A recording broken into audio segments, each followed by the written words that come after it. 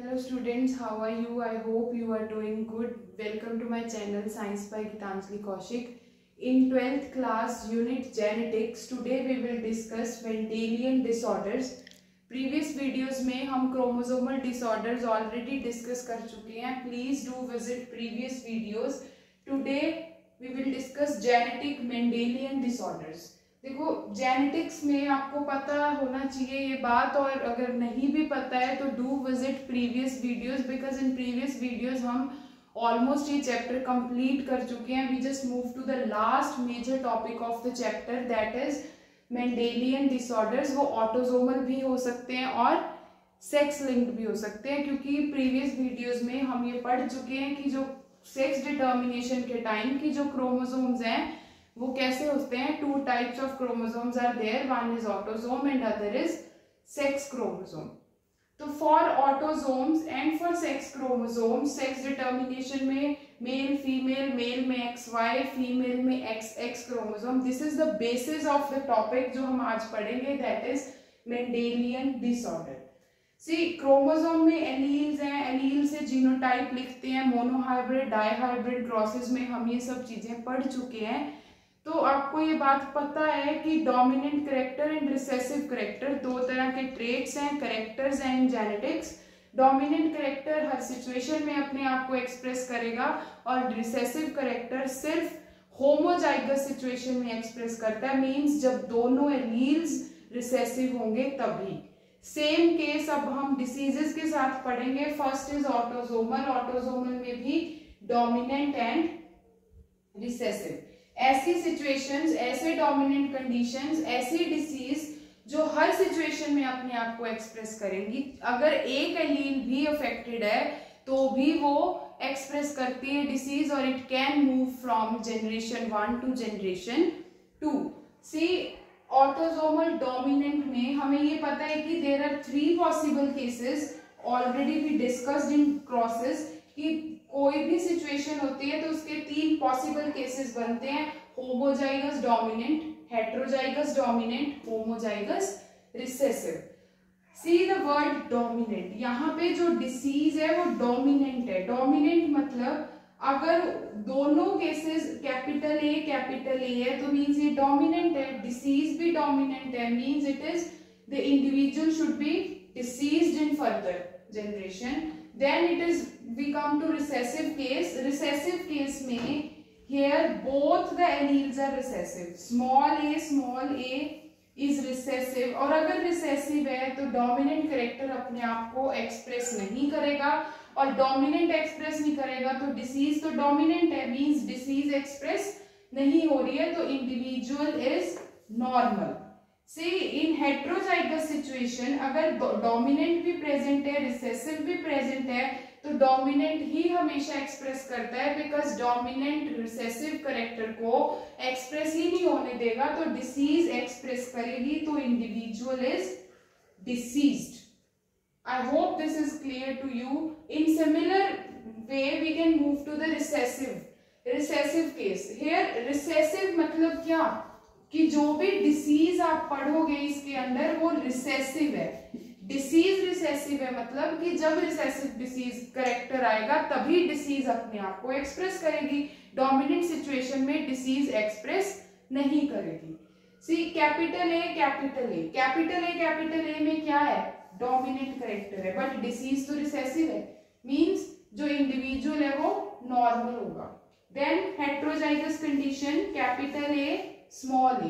Capital A में capital ए dominate करेगा क्योंकि वो डोमिनेंट कैरेक्टर है तो वो एक्सप्रेस करेगा, और डोमिनेंट में तो नॉर्मल केस है बिकॉज डिसीज कैसी है, रिसेसिव, तो it is also normal. Here there is a homozygous recessive situation, कि होमोजाइगस मतलब दोनों ही जो एलील है वो रिसेसिव है और डिसीज रिसेसिव है, मींस जो इंडिविजुअल होगा वो डिसीज्ड होगा. There are some examples of recessive disorders जिसमें पेपर में बार बार क्वेश्चन आता है, और इन्हीं 3 एग्जाम्पल्स पे आएगा कि कैसे कैसे क्या क्या सिचुएशंस हैं. ठीक है, तो sickle cell anaemia, phenylketonuria and thalassemia are the 3 disorders which are autosomal recessive. Then same way we move to the X-linked disorders. X-linked disorders का मतलब no involvement of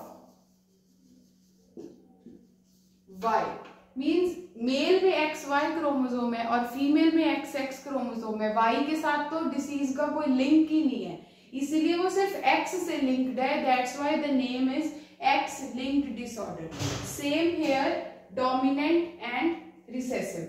X linked dominant में क्या होगा? See, mail में only one X chromosome is there और एक ही X chromosome है. अगर वही X क्रोमोसोम अफेक्टेड है तो इट मींस जो मेल है वो डिसीज्ड होता है हर सिचुएशन में.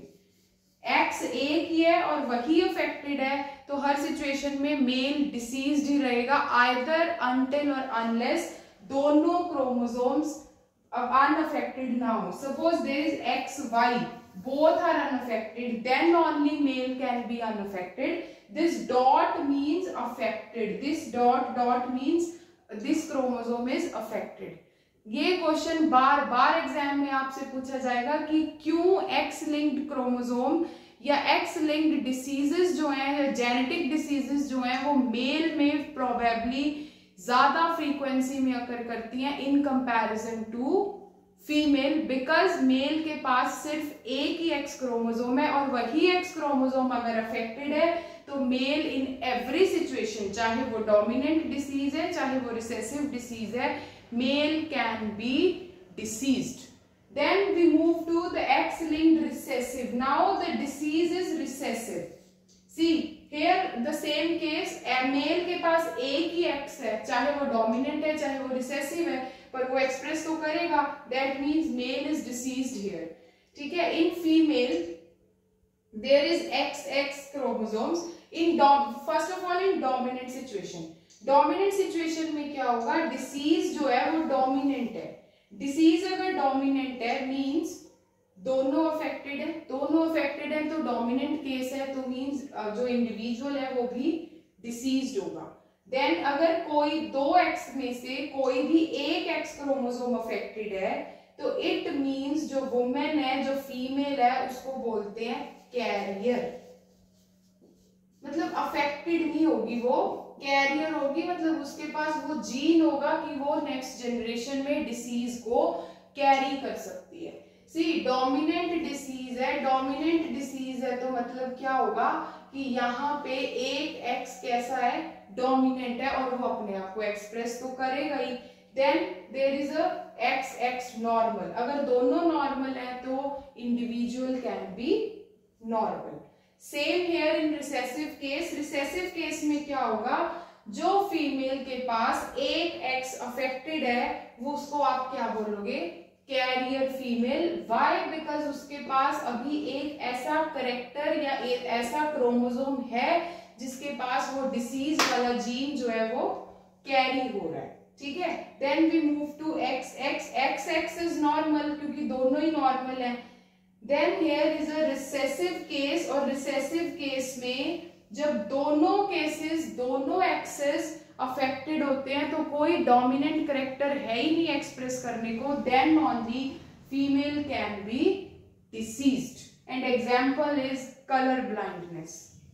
Don't get panic, don't confuse, just visit the video 2 or 3 times, then you understand कि कैसे ये जो डोमिनेंट और रिसेसिव केसेस हैं 4 marker case based case study question in 12th board exams always for 100% come by this. इसी format में question आता है, आपको क्रॉस करना है कि फीमेल अफेक्टेड है तो फिर आगे जनरेशन में मदर है तो चाइल्ड अफेक्टेड होगा या नहीं, अगर फादर अफेक्टेड है तो डॉटर या सन अफेक्टेड होगा या नहीं. तो stay connected. In next video we will discuss कि कैसे कैसे ये जो डिसीजेज हैं, sickle cell anaemia, colour blindness, ये कैसे जनरेशन टू जनरेशन मूव करती है. Every disease we will discuss in next videos in detail. And do visit previous videos for the basis of the genetics. Thank you so much. Subscribe my channel, like the videos. I hope you must clear with this all.